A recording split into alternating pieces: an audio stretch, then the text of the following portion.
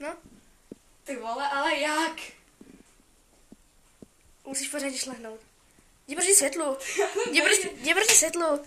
Ať je to líp vidět. Ale je to vidět. Jo? Jo? Je to vidět? Jo. Šlo tak. Ale to je vedle. Není tady ještě nějaký vejce.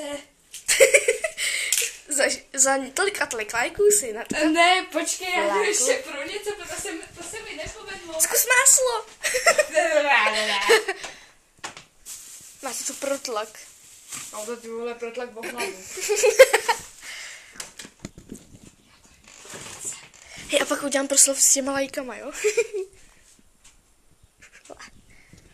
Teď ten proslov udělají už teď. A díky tolika a tolika lajků se Natka šlehla vejčem o hlavu. A teď se tváří, jako kdyby to bylo slizký, jako kdyby se jí tam poslala slivák na hlavu. No fakt, to moc tak vypadá. Ty vole. Vypadá to jako když máš gel na vlasy. Jo. A nyní se Natka geluje vlasy. Ne, já si potřebuju to umyt.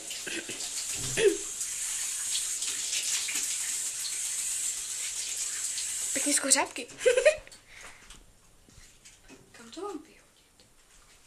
Ono se to jde vyhodit. Štěpko. A ten proslov se mi poved, že? Jo.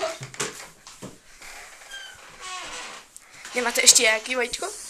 To já právě, že nevím. To bychom museli dojít k sousedce, že já na to nemám. Asi ještě někde něco najdu. Už jsi zkoušela salám? Nebo maximálně jogurt o tu hlavu bych mohla, ale to by se museli dělat další lajky. No. Už to můžeš stopnout, ale.